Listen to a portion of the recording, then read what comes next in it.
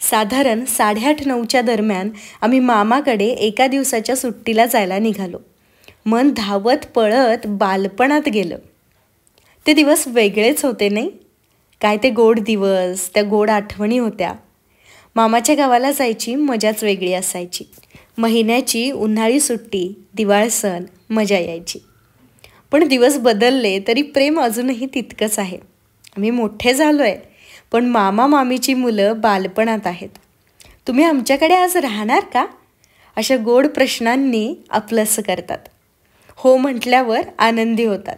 किती लहान लहान गोष्टीत आनंद शोधतं ना बालपण. नमस्कार मंडळी, मी सायली, तुमची जवळची मैत्रीण. तर रात्री मजा मस्ती गप्पा टप्पा करून गाढ आम्ही झोपी गेलो. उन्हाळ्यामध्ये भावंडांच्या प्रेमाचा गारवा थंडावा देत होता. आपल्या माणसांची सर दुसऱ्या कशालाच नसते नाही.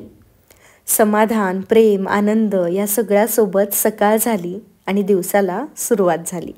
किरकोळ कामं वाटून घ्यायची, घरातल्या मोठ्यांनीच ती उरकायची. लहानांनी फक्त मजा करायची. सगळे एकत्र यायला किती वाट पाहावी लागते ना सलग सुट्ट्यांची.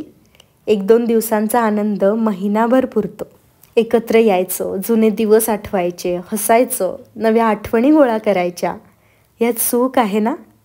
तुम्हाला काय वाटतं? अंघोळीला नंबर लावायचे, एकत्र नाश्ता करायचा, मग चहा आणि न संपणाऱ्या गप्पा. आधेमध्ये थोडं कामही चालूच राहतं. आणि जर घरात लहान मुलं असतील तर प्रचंड दंगा, गोड भांडणं, पळापळ, नुसती मजाच मजा. जणू काही मजेची लॉटरी लागली आहे. मोठेही लहान होतात, लहानांमध्ये रमून जातात. आणि शेवटी कुटुंब म्हणजे काय? प्रत्येक वयातल्या माणसाने प्रत्येकाचं वय लक्षात घेऊन त्याच्याशी तसं वागायचं. मगच तिथे प्रेम उरतं, आनंद मिळतो आणि प्रत्येक वयोगटातला माणूस एकमेकांसोबत कम्फर्टेबल होतो. जनरेशन गॅप आपणच दूर करायचा असतो. जर आपण एकमेकांकडून अपेक्षा न करता एकमेकांमध्ये रमायचा प्रयत्न केला ना, की मग कुटुंबामध्ये प्रत्येकजण आनंदी राहू शकतो. चित्र काढणं, बैठे खेळ खेळणं सगळंच गमतीचं वाटू लागतं. आणि हे सुट्टीचे 1-2 दिवस कसे निघून जातात कळतच नाही.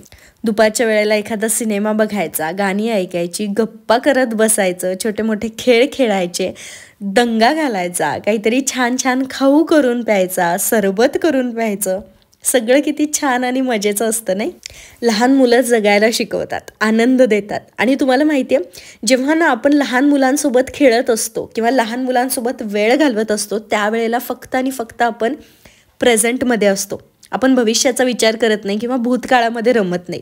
आपण फक्त आणि फक्त मुलांसोबत वर्तमान जगत असतो. आणि आयुष्यामध्ये ही सुखद शांतता, हा आनंद, हा ठहराव पाहिजेच. या धकाधकीच्या वाटणाऱ्या जगण्यामध्ये नुसता पळापळ करण्यामध्ये कुठेतरी एखादी छानशी रमणीय सुट्टी पाहिजेच की. कारण तीच सुट्टी तर ऊर्जा देते पुढे आणखी जोमाने काम करायला. कोणा एकाच्या हातचा आपल्याला चहा खूप आवडतो आणि त्यानेच तो चहा करावा सगळेजण एकत्र असताना, ही प्रत्येकाच्याच घरामध्ये घडणारी एक कॉमन गोष्ट आहे.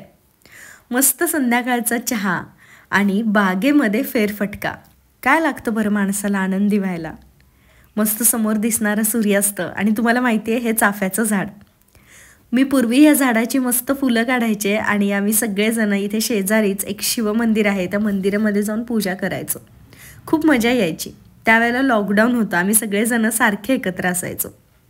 ही जी बाग तुम्ही पाहताय ना, ही खूप जास्त तेव्हा आम्ही फुलवलेली. खूप जास्त बागेमध्ये भाजीपाला वगैरे लावलेला, झाडं लावलेली. आणि त्या सगळ्या आठवणी तिथं बसल्यावर आठवल्या. कधी कधी ना आपण कसे होतो, आपण काय जगलो आहे, ह्या सगळ्या आठवणी आठवण्यासाठी सुद्धा शांतता पाहिजे असते, एक ठहराव पाहिजे असतो. आपल्या लोकांमध्ये जाणं पाहिजे असतं, त्यांच्यासोबत खेळणं, मजा करणं, मस्ती करणं, हे सगळं आपल्याला ऊर्जा देत असतं.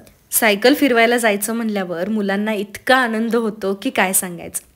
या सगळ्या आनंदाच्या आठवणी गोळा करत असताना सुट्टी कधी संपते कळतच नाही. सुट्टी संपल्याचं वाईट तर वाटतं, पण पुन्हा एकत्र येण्यासाठी आत्ता दूर होणं गरजेचं असतं.